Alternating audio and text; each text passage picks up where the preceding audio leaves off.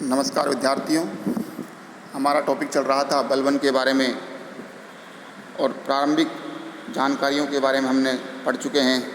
अब आज हम पढ़ेंगे बलबन के द्वारा जो सांगठनिक परिवर्तन अपने समय में किए गए, उन सब के बारे में हम पढ़ेंगे। बलबन ने सर्वप्रथम तुर्कान चहलगानी को समाप्त कर दिया, क्योंकि शासन में इस गुट का हस्तक्षेप अत्यधिक बढ़ने लगा था। बलबन ने गुप्तचर प्रणाली को मजबूत किया और लगभग प्रत्येक जगह गुप्त संवाददाता नियुक्त किए। एक अलग विभाग सैन्य विभाग के लिए उसने बनाया, जो कि दीवाने आरिज या दीवाने अर्ज के नाम से जाना जाता है, और इमाद उल मुल्क को, जो उसका विश्वसनीय था, उसको यह पद सौंपा। बलबन ने इक्ता व्यवस्था में भी परिवर्तन किए, क्योंकि उस समय इक्ता में भ्रष्टाचार चल रहा था। बलबन ने मुक्ता अर्थात बड़े इक़्तिदार के साथ एक नए अधिकारी ख्वाजा लेखाकार की नियुक्ति की, जिससे मुक्ता के भ्रष्टाचार पर रोक लग सके। ख्वाजा नामक एक लेखा अधिकारी की नियुक्ति बलबन के द्वारा की गई। दूसरा परिवर्तन यह किया उसने कि ऐसी भूमि जिसके वास्तविक मालिक की मृत्यु हो गई हो और उसके उत्तराधिकारी सैनिक सेवा से नहीं जुड़े हों, उनकी ज़मीन का अधिग्रहण कर लिया गया और इसे तरकात कहा गया। बलबन ने न्याय विशेषता पर भी विशेष बल दिया और इसी संदर्भ में उसने अपने रिश्तेदार शेर खां को विष पीने की सजा दी। बलबन नए क्षेत्रों को जीतने की बजाय पुराने क्षेत्रों के सुदृढ़ीकरण पर बल देता है और किलों की मजबूती पर ध्यान केंद्रित करता है, जिसमें हांसी, सामना, सुनाम जैसे किले प्रमुख थे। मंगोलों के आक्रमणों से बचाव के लिए बलबन ने गोपालगिरी में एक मजबूत किला बनवाया और दीपालपुर, लाहौर व मुल्तान की सुरक्षा व्यवस्था कड़ी की।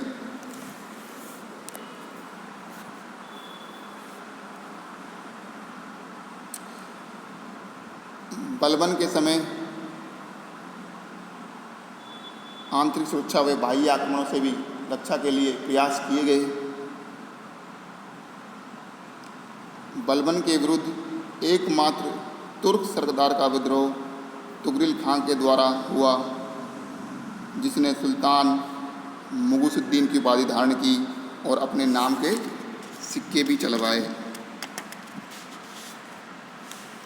उसने अपने आप को बंगाल का स्वतंत्र शासक घोषित कर दिया।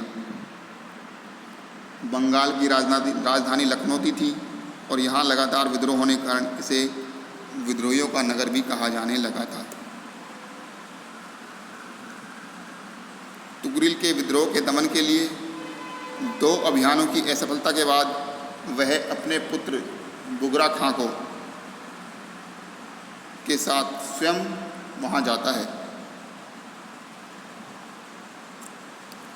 और बुगरा खां ने स्वयं को बंगाल के शासन तक ही सीमित कर लिया था।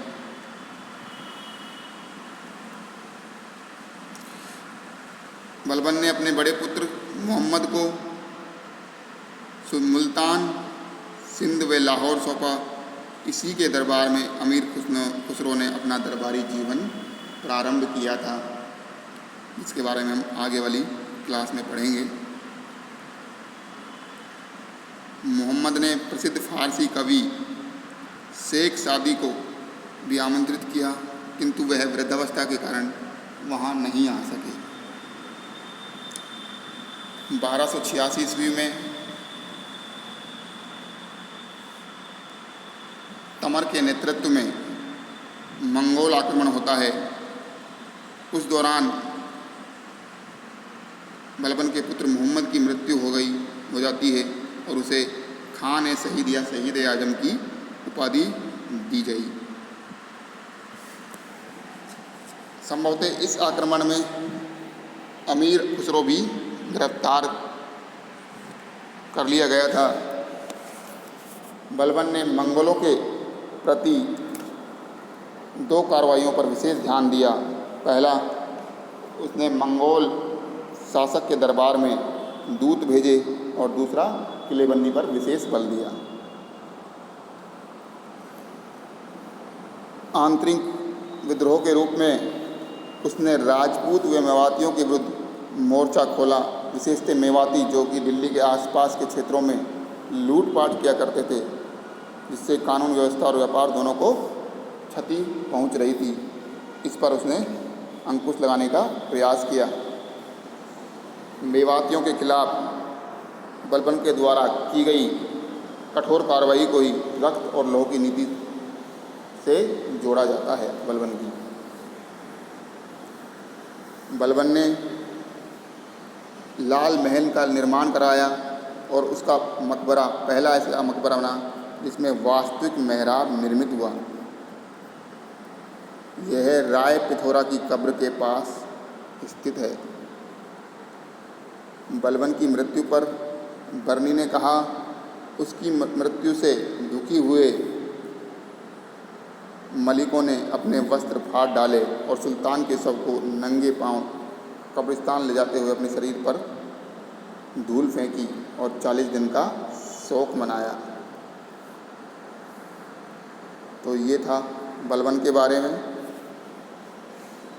बलबन के उत्तराधिकारी के रूप में बलबन जो है राजकुमार मोहम्मद को अपना उत्तराधिकारी बनाना चाहता था, किंतु मंगोलों के विरुद्ध उसकी मृत्यु हो जाने से और बुगरा खां द्वारा अपने आप को बंगाल के शासन तक सीमित रहने की बाद के खुसरो को वह अपना उत्तराधिकारी नियुक्त करता है।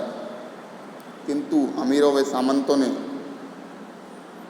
के खुसरो की जगह केकुबाद को शासक बना दिया और सल्तनत पर वास्तविक पकड़ अमीरों की कायम हो गई।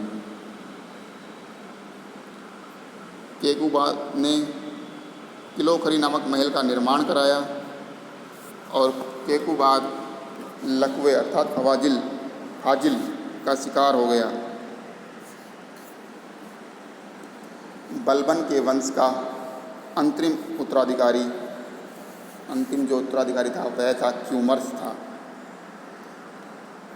तो इस तरह से गुलाम वंश एक प्रकार से समाप्त हो जाता है और उसके बाद आता है सल्तनत काल में खिलजी वंश।